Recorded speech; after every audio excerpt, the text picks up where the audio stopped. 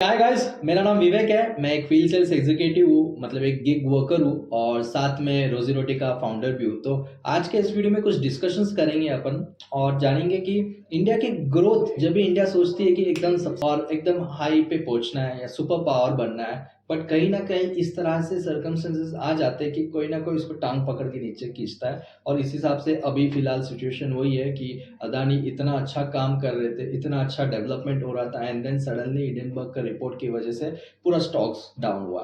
तो इससे क्या सीखने मिलता है वो थोड़ा मैं शेयर करना चाह रहा हूँ। और ये प्रॉब्लम कैसा हो रहा है, अभी ये इंडिया लेवल पे है और बाहर देश यूएस वाले इंडिया पे इल्जाम लगा रहे, अदानी पे इल्जाम लगा रहे कि ये सारा कुछ फ्रॉड है, जबकि कंटिन्यूसली ग्रोथ दिख रहा है इंडिया का यहाँ पे। ठीक है, मैं ओवरऑल अदानी या इंडियनबर्ग की बात नहीं कर रहा हूँ, मैं कंप्लीटली इंडिया पर्सपेक्टिव से बात कर रहा हूँ कि भाई इंडिया आगे बढ़ रही है, इंडिया में बहुत पोटेंशियल है और सुपर पावर नेशन भी बन सकती है। यूएस चाइना के बाद इंडिया का इनाम आने वाला है और हो सके तो अगले 30-40 सालों में पूरा इंडिया ही फर्स्ट आ पाए। बट इस केस में क्या हो रहा है कि बहुत सारे outer agencies, outer part India की ग्रोथ पे इम्पैक्ट कर रही है।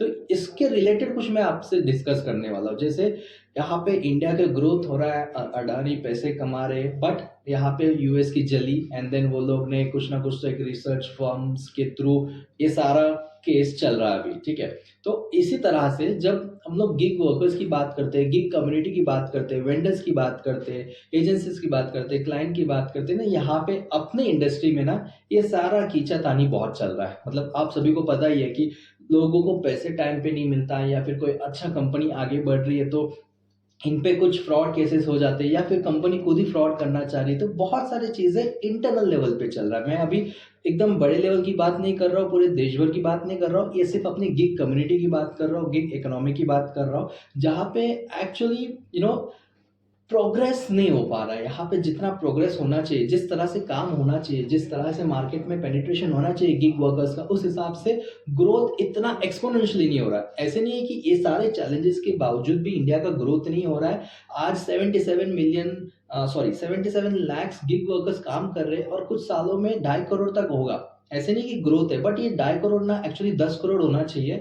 इतना ज्यादा पोटेंशियल है इस गिग इकोनॉमी में और इतना ज्यादा अपॉर्चुनिटीज है, बट ये अपॉर्चुनिटीज को अच्छे से यूटिलाइज नहीं कर रहे। कोई कंपनी एक दूसरे कंपनी की टांग खींच रहे, there is no collaborative efforts, there is no कि भाई सभी अपना ही है, वो फीलिंग नहीं है। तो इसके वजह से ना ग्रोथ सभी का रुक रहा है। तो ये मैं जो हिंडनबर्ग और अडानी का एग्जांपल दे रहा हूँ ना, ये थोड़ा आप लोगों को रिलेट करने के लिए आ रहा है, क्योंकि यहाँ पे थोड़ा पेट्रोटिज्म आता है, थोड़ा देशभक्ति आता है। तो उसी के हिसाब से जब आप एक गिग कम्युनिटी में काम करते हो तो आपको वो फीलिंग आना चाहिए कि भाई ये सारे लोग मेरे भाई हैं और सभी मिलकर ही प्रोग्रेस करेंगे। तो अगर आप उस हिसाब से सोचने लग जाओगे, अगर आप उस हिसाब से प्लानिंग करोगे कि मान लो कोई अगर फॉर एग्जांपल अभी हम लोग का 2-3 एजेंसी के साथ बहुत अच्छा टाई अप चल रहा है, कभी प्रोजेक्ट्स हम लोग एक दूसरे को शेयर करते हैं, कभी हेल्प करते हैं कि भाई ये प्रोजेक्ट्स आ रहा है तो can be divide it to different states.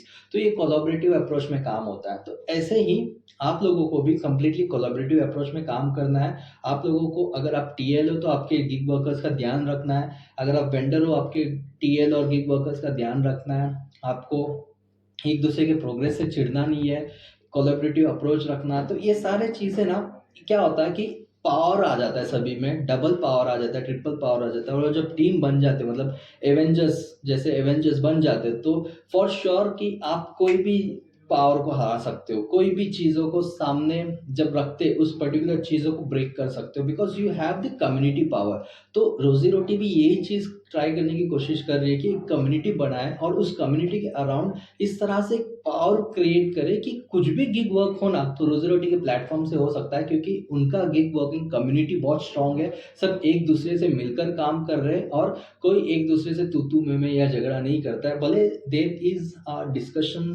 Discussions going on in the group, there are some pointers which are objectionable, और कभी कभी थोड़ा डिबेट भी होता है, but that's part and parcel of every community, right. Debate होना चाहिए, healthy debate होना चाहिए। अगर मैं कुछ बोल रहा हूँ तो मेरे अगेंस्ट भी बोल सकते हो, बट वहाँ पे एक हेल्दी डिस्कशन होना चाहिए, झगड़ा नहीं होना चाहिए। बट ये सारी चीज़ें ना थोड़ा इम्प्रूवमेंट आ रहा है और काफ़ी 2 साल पहले जिस तरह से गिग कम्युनिटी था, जिस तरह से गिग वर्कर्स थे, वेंडर्स थे, आज के डेट पे वो सारा चीज़ नहीं है। बहुत इम्प्रूवमेंट आ गया, प्रोफेशनलिज्म आ गया।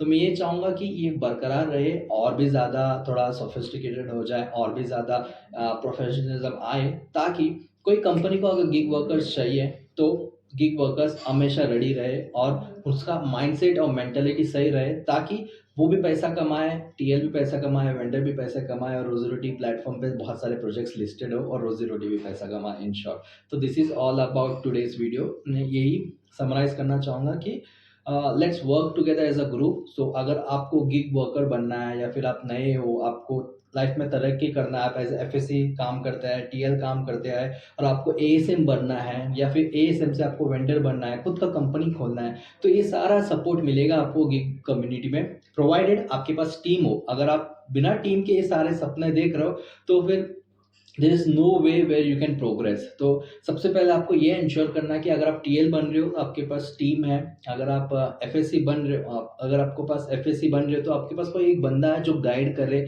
अगर आप एएसएम बन रहे हो तो आपके पास 4-5 टीम लीडर्स हैं। वेंडर्स बन रहे हो तो 4-5 एएसएम्स है। कंपनी खोल रहे हो तो आपको नॉलेज है बिजनेस का। ये सारा चीज़ कैलकुलेटेड होता है एंड आप अगर इस पे काम कर रहे हो तो आई एम श्योर कि the gig community is here to help you. तो ये गिग कम्युनिटी का लिंक मैं डिस्क्रिप्शन बॉक्स में दे रहा हूँ, तो you can join if you are first time into this gig community और if you are first time into gig working field. तो वहाँ पर भी हम लोग आपको सपोर्ट करेंगे और ये कोशिश करेंगे कि आप जब फील्ड पे जाओगे या फिर आप कुछ गिग बेस्ड टास्क करोगे तो आपका काम ईजी हो, आपका समझने में ईजी हो, ताकि आप उस पर्टिकुलर काम से पैसा कमाएं। तो हमारा मोटिव यही है कि एक गिग वर्कर 30,000 कमाए, एक टीएल या वेंडर महीने का 1 लाख रुपया कमाए और अपनी टीम को संभाल के रखे, अपनी टीम को स्ट्रेंथन करे और कोई थर्ड पार्टी अपने टीम की टांग खींच के नीचे ना गिराए, इसका भी इंश्योर करे। तो सेम जैसे इस पर्टिकुलर केस का एग्जांपल दिया था अडानी और हिंडनबर्ग का, तो इसी तरह से आप लोगों पे ना आए तो आपको टीम स्ट्रांग बनाना है और एक दूसरे की टांग खींचना बंद करना है। तो that's all about it in today's video. So please do join a community. WhatsApp group पे कम्युनिटी चला रहे हैं हम लोग। अगर आपको कुछ भी हेल्प चाहिए, कोई भी डाउट्स है तो वहाँ पे पूछ सकते हो। अगर रोजी रोटी टीम नहीं तो बाकी बहुत सारे लोग हैं जो इस गिग में काम करते हैं, इस गिग वर्कफोर्स में है और गिग कम्युनिटी में है, तो वहाँ पे आपको हेल्प कर देंगे। Thank you for watching this video. So please do share, like और कमेंट। अगर आपको कुछ भी डाउट है तो please comment on in this video.